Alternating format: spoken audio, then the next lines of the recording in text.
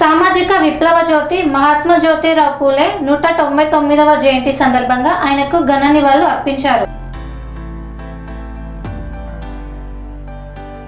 సామాజిక విప్లవ జ్యోతి మహానుభావుడు మహాత్మా జ్యోతిరావు పూలే 199వ జయంతి సందర్భంగా ఆయనకు ఘన నివాళులు అర్పించారు. సమాజంలో అణగారిన వర్గాల అభ్యున్నతి కోసం, విద్యా హక్కు కోసం, సమానత్వం కోసం జీవితాంతం పోరాడిన మహోన్నత సంస్కర్తగా ఆయన చిరస్థాయిగా నిలిచారు. మహిళా విద్యకు శ్రీకారం చుట్టి సామాజిక చైతన్యానికి మార్గదర్శకుడిగా నిలిచిన పూలే ఆలోచనలు నేటికి సమాజానికి దీపస్తంభం లాంటివి. రామగుండం నియోజకవర్గం శాసనసభ్యులు ఎంఎస్ రాజ్ ఠాకూర్ ఆదేశాల మేరకు వారి సతీమణి మానాలి ఠాకూర్ రాజస్థాన్కి సమీపంలో నిర్వహించిన మహాత్మా జ్యోతిబా పూలే 199వ జయంతి వేడుకల్లో పాల్గొన్నారు. ఈ సందర్భంగా మహాత్మా జ్యోతిబా పూలే విగ్రహానికి పూలమాలలు వేసి ఘన నివాళులు అర్పించారు. ఈ కార్యక్రమంలో రామగుండం నగరపాలక సంస్థ మేయర్, డిప్యూటీ మేయర్, కార్పొరేటర్లు, కాంగ్రెస్ కార్యకర్తలు తదితరులు పాల్గొన్నారు.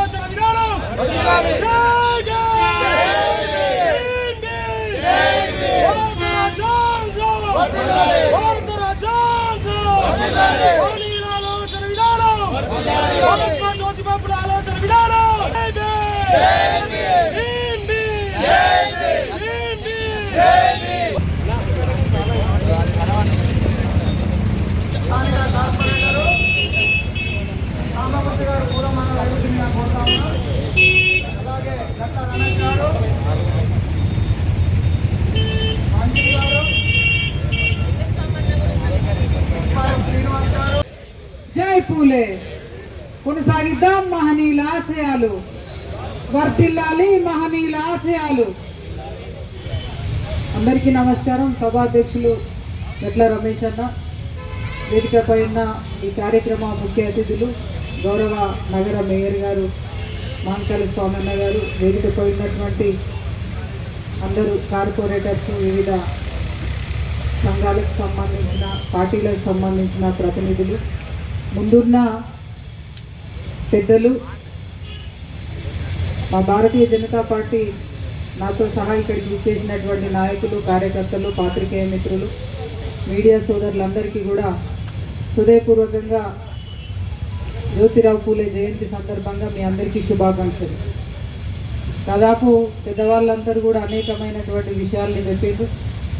సరే, నేను అందులోకి పోకుండా ఈ దేశ చరిత్రలో సువర్ణ అక్షరాలతోటి లిఖింపబడేటువంటి మొట్టమొదటి పేరు జ్యోతిరావు పూలే గారు. ఎందుకు చెప్తా ఉన్నా అంటే, ఇక్కడ నాతో సహా వేదికపై గౌరవ నగర మేయర్ గారితో సహా ఇక్కడ వేదికపై అనేక మంది ప్రజాప్రతినిధులు ఉన్నారు. వారందరికీ కూడా రాజ్యాంగపరంగా అవకాశాలని, రిజర్వేషన్లను ఇచ్చి ఈ వేదికపై నించోబెట్టినటువంటి మహనీయుడు బాబాసాహెబ్ అంబేద్కర్ గారి గురువు ఎవరంటే జ్యోతిరావు పూలే గారు. అంటే అంత గొప్ప మహనీయుడి గురించి ఈరోజు మనం మాట్లాడుకుంటా ఉన్నామంటే నిజంగా కూడా ప్రతి ఒక్కరూ గర్వపడాల్సినటువంటి అవసరం. వాళ్ళ 1827 వారు జన్మించింది. అంటే 200 ఏళ్ళు, దాదాపుగా 2 శతాబ్దాలు. వారు 1827లో జన్మిస్తే 48లో మొదటి పాఠశాల నిర్మాణం చేసింది.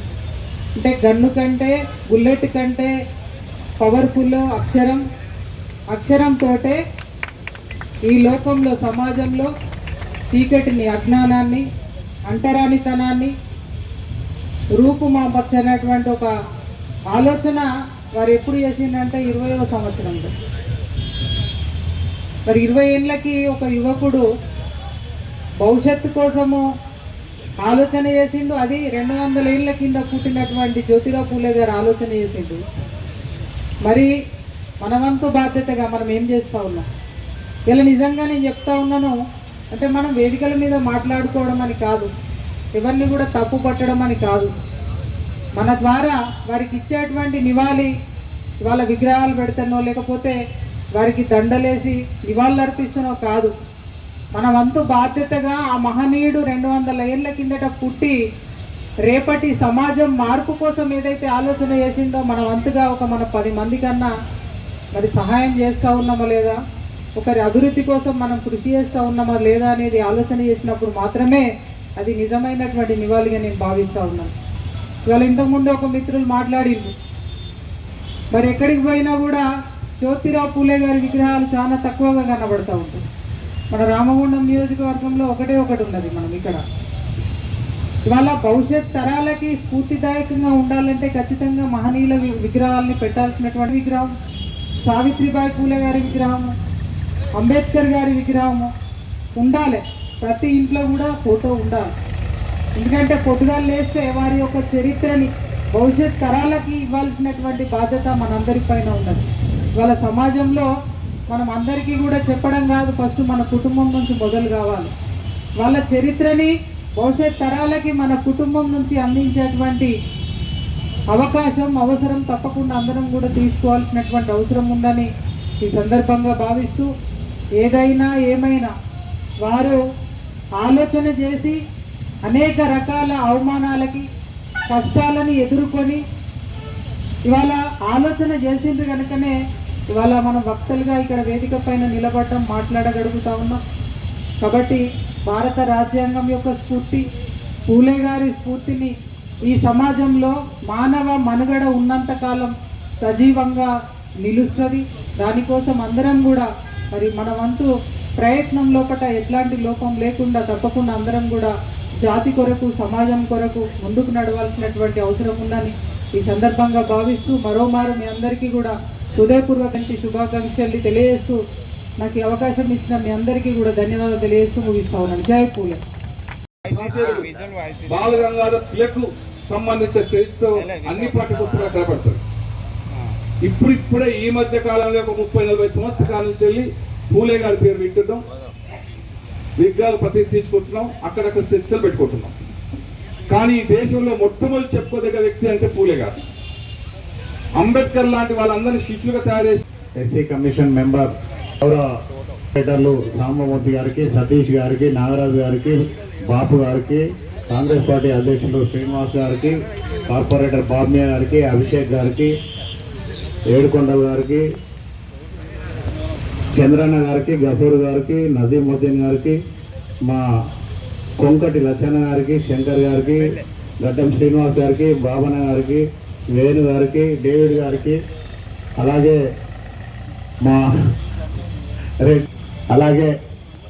మా హరిప్రసాద్ అధ్యక్షులు గారికి, ముందు కూర్చున్న మిత్రులందరికీ, జ్యోతిరావు పూలే జయంతి ఉత్సవాల కమిటీ మెంబర్లందరికీ కూడా ధన్యవాదాలు తెలియజేస్తా ఉన్నాం. దాదాపుగా ఇక్కడ చాలామంది వక్తలందరూ కూడా మాట్లాడడం జరిగింది. జ్యోతిబా పూలే గారి గురించి పూర్తి వివరాలు కూడా నాకేమీ మిగల్చకుండా ప్రతి ఒక్కరు కూడా ఇప్పటికే పూర్తి చేసిన సందర్భం. మా గట్ల రమేష్ గారికి ఒక విన్నపం, నెక్స్ట్ మీటింగ్లో మా సాంబమూర్తి గారికి సభాధ్యక్షులు ఇచ్చి ఉదయం నుంచి సాయంత్రం వరకు కూడా ఈ మీటింగ్ను కంటిన్యూ చేయించవలసిందిగా కోరుతా ఉన్నాం. అలాగే మీరందరూ చూస్తూ ఉన్నారు, ఫ్యాన్ మధ్యవా 200 సంవత్సరాల క్రితం జ్యోతిబా పూలే గారు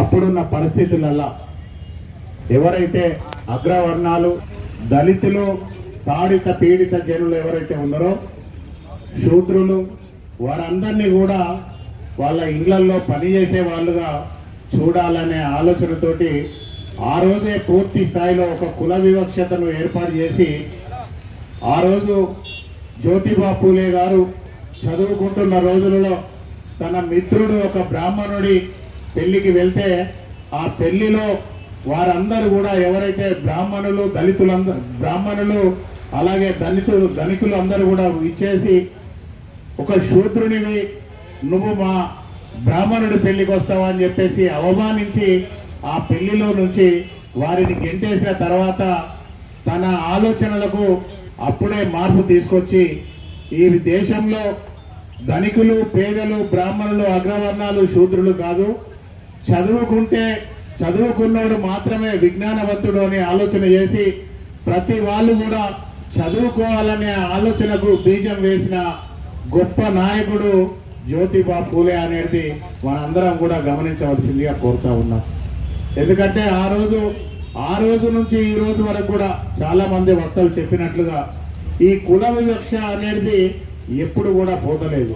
ఈ కులం మతం ఈ సాంప్రదాయం ఇవన్నీ తీసుకొచ్చి ఇప్పటి వరకు కూడా మనం ఉన్న ఈ ప్రాంతంలో ఈ ప్రదేశంలో కూడా ఇంకా కుల వివక్ష నడుస్తూ ఉన్నది అనేది మా గౌరవ రాజిరెడ్డి అన్న గారు కూడా క్లియర్గా చెప్పడం జరిగింది. దీనికి ఉదాహరణ ఈరోజు మార్కండేయ కాలనీలో ఇదొక బంజారా హిల్స్ జూబ్లీ హిల్స్ అని చెప్తారు.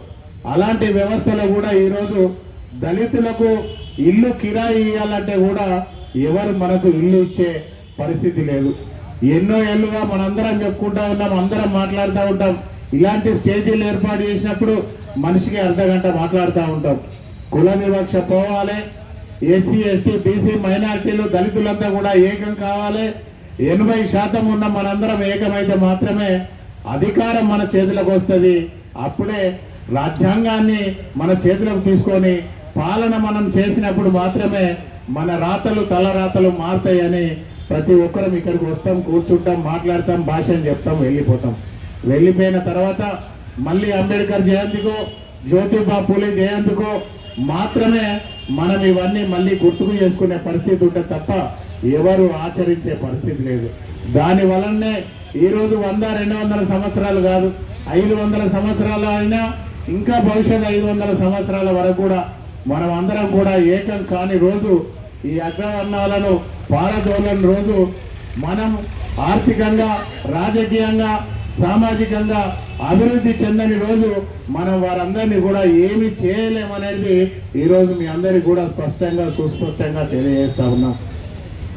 శూద్రులు అంటే ఒక అంటరాని వారిగా, ఒక అగ్రవర్ణాలకు వ్యతిరేకులుగా, ఒక చదువుకోని వారిగా, ఒక ఆర్థికంగా సామాజికంగా సమాజంలో మనం అసలు మనుషులుగానే లేకుండా ఈరోజు మనలందరినీ చూస్తూ ఉన్న సందర్భం మనందరం కూడా గుర్తుపెట్టుకోవాలి.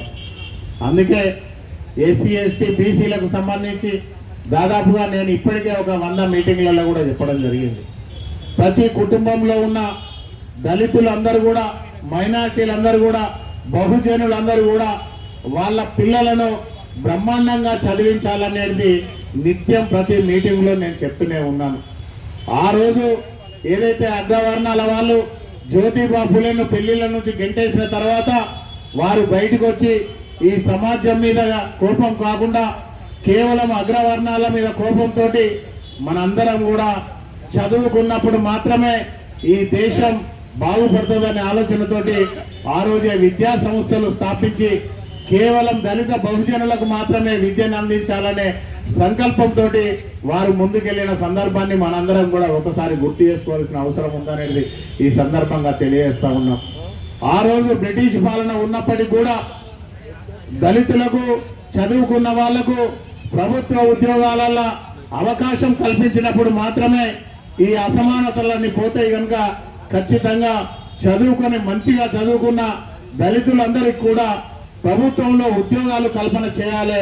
ఆ ఉద్యోగం సాధించిన రోజు మనం వారి పక్కకు మన సీటు వేసుకొని కూర్చుండి వాళ్ళకన్నా మంచిగా పాలన చేసినప్పుడు మాత్రమే ఈ దళితులకు అగ్రవర్ణాలకు వ్యత్యాసం పోతుందని ఆ రోజు ఖచ్చితంగా నిర్ణయించి ఉద్యమాన్ని ప్రారంభించిన గొప్ప నాయకుడు జ్యోతిబా పూలే అనేది మనందరం కూడా గుర్తు చేసుకోవాల్సిన అవసరం ఉన్నదనేది సందర్భంగా తెలియజేస్తా ఉన్నాం. అగ్రవర్ణాల వారి గొప్ప నాయకుడు మీలో ఉన్నాడని చెప్పేసి ఒక పండిత బిరుదుతోటి ఒక గొప్ప శాలువా తీసుకొచ్చి మంది సమక్షంలో ఆయనకు సన్మానం చేసి ఆయనను గౌరవించిన బ్రిటిష్ ప్రభుత్వం ఆయనను గౌరవించింది. కానీ మన భారతదేశంలో ఉన్న ఏదైతే అగ్రవర్ణాల వాళ్ళు అప్పుడు ఎలా ఉన్నారో ఇప్పుడు కూడా అలానే ఉండి దళితులను అరగదొక్కుతున్న సంగతి మనందరం కూడా ఒకసారి మననం చేసుకోవాలని చెప్పేసి కూడా కోరుతా ఉన్నాం. ఈరోజు వేదికపై ఉన్న కార్పొరేటర్ అందరికీ కుల సంఘాలకు, అన్ని పార్టీలకు, పాత్రికేయులకు, ముందున్న నాయకులందరికీ పేరు పేరిన ఉద్యమ అభినందనలు తెలుపుతూ ఈరోజు జ్యోతిరావు పూలే గురించి గౌరవ పెద్దలందరూ చాలా చక్కగా వివరించడం జరిగింది. కాబట్టి తప్పకుండా అందరము అదే స్ఫూర్తితో నడవాలని, అదే పద్ధతిలో మనం ఉంటేనే ఈ ప్రపంచం, మన దేశం, మన రాష్ట్రం అన్నీ చక్కగా బాగుపడుతుందనే ఒక ఆలోచన కొద్దీ మరి జ్యోతిరావు పూలే సందర్భంగా ఈ అవకాశం నాకు ఇచ్చిన పెద్దలందరికీ తెలంగాణ ఉద్యమ అభినందనలు తెలుసు. జై భీమ్, జై తెలంగాణ.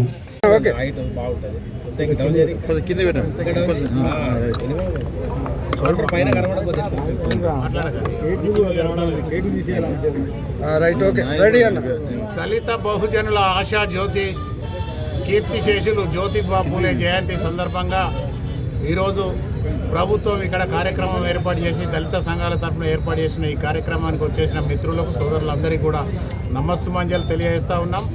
200 సంవత్సరాల క్రితమే జ్యోతిబా పూలే గారు ఈ సమాజంలో వెలుస్తున్న వ్యతిరేకతను, అగ్రవర్ణాల ధనికులకు వ్యతిరేకంగా ఆ రోజే ఆయన పోరాటాన్ని ప్రారంభించిన సందర్భం మనందరికీ తెలుసు. ఆ రోజు నుంచి ఈ రోజు వరకు కూడా 200 సంవత్సరాలు పూర్తయిన సందర్భంగా కూడా ఈ దేశంలో కుల వివక్ష పోకుండా దళితులు, ఎస్సీ, ఎస్టీ, బీసీ మైనార్టీలందరూ కూడా ఈ వివక్షతను ఎదుర్కొంటున్న సందర్భాన్ని మనందరం కూడా మళ్ళొకసారి గుర్తు చేసుకోవాల్సిన అవసరం ఉందని తెలియజేస్తూ ఉన్నాం.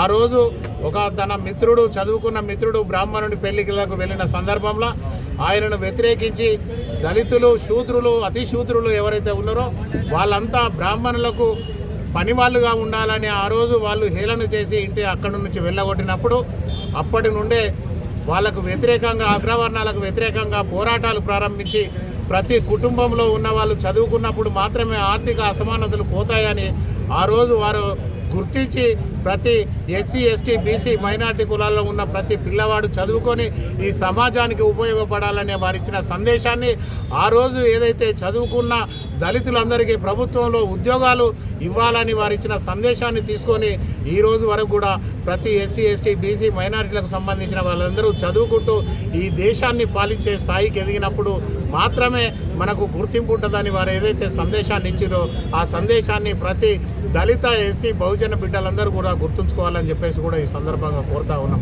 ఆ రోజున్న కాలంలో బ్రిటిష్ వాళ్ళు కూడా వారిని గుర్తించి వారికి పండిత బిరుదునిచ్చి ఈ దేశానికి ఉపయోగపడే ఒక గొప్ప నాయకుడు ఈరోజు మీ భారతదేశంలో ఉన్నాడని వాళ్ళందరూ కొనియాడినప్పుడు అప్పుడున్న అగ్రవర్ణాలందరూ వ్యతిరేకించిన సందర్భాన్ని కూడా మనందరం కూడా గుర్తుంచుకోవాలని చెప్పేసి కోరుతా ఉన్నాం.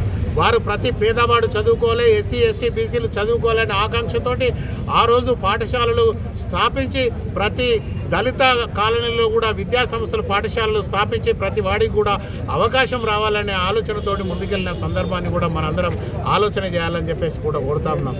ఈరోజు సోదరుడు పేద అగ్రవర్ణాలలో ఉన్న పేదవాళ్ళను కూడా మన అందరం కూడా మన బీసీలలోనో, ఎస్సీలలో తీసుకురావాల్సిన అవసరం ఉన్నదనే దానికి నిదర్శనం ఈరోజు మన రాజిరెడ్డి అన్న గారు ఏదైతే ఈ ప్రాంతంలో ఒక బీసీలకు, ఎస్సీ, ఎస్టీలందరికీ కూడా ఒక పెద్ద గ్రంథాలయం స్థాపన చేసి ఆ గ్రంథాలయంలో ప్రతి పేదవాళ్ళు కూడా చదువుకునే అవకాశం కల్పించాలనేది వారి ఇచ్చిన సూచన ఏదైతే ఉన్నదో దానిని తప్పకుండా గౌరవ ఎమ్మెల్యే రాజ్ ఠాకూర్ గారి దృష్టికి తీసుకెళ్లి ఈ ప్రాంతంలో ఒక మంచి కమ్యూనిటీ హాల్ స్థాపించి దానిలో ఎస్సీ, ఎస్టీ, బీసీలందరికీ కూడా చదువుకునేందుకు అవకాశం కల్పించేందుకు కూడా ప్రయత్నం చేస్తామని చెప్పేసి కూడా తెలియజేస్తూ ఈరోజు సమాజంలో ఎస్సీ, ఎస్టీ, బీసీలు కోల్పోతున్న అవకాశాలను సద్వినియోగం చేసుకోవాలంటే ప్రతి కుటుంబంలో ఉన్న పేదవాళ్ళందరూ చదువుకోవాలి.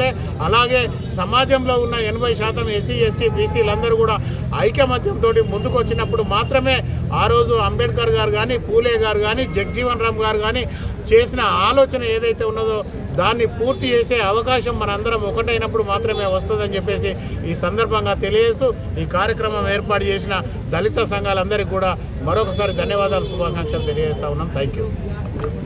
స్వామి బోధానంద గోసేవ ఆశ్రమం, సైథాపూర్. జ్యోతిష్యం, వాస్తుశాస్త్రం మన పూర్వీకులు మనకిచ్చిన వరం. దుర్గాదేవి, కాలభైరవ ఉపాసనతో వాక్సిద్ధి పొందిన శ్రీ శ్రీ బోధానందగిరి స్వామివారు మీకు ఎలాంటి సమస్యలున్నా వాటిలో ముఖ్యంగా ధన నష్టం, ఆరోగ్య నష్టం, భార్యాభర్తల మధ్య గొడవలు, ప్రేమించుకున్న వారు దూరం అవడం, ఎన్ని సంబంధాలు వచ్చినా పెళ్లి ముడి పడకపోవడం, రోడ్డు ప్రమాదాలు, అప్పుల బాధలు, వ్యవసాయంలో నష్టాలు, పెద్దల మాట పిల్లలు వినకపోవడం, ఆరోగ్య శాంతి, గృహశాంతి, మనశ్శాంతి లేకపోవడం, ఇలాంటి సమస్యలు ఉన్నట్లయితే ఒక్కసారి స్వామీజీని కలవండి. మీ సమస్యలకు తగిన పరిష్కారాన్ని పొందండి.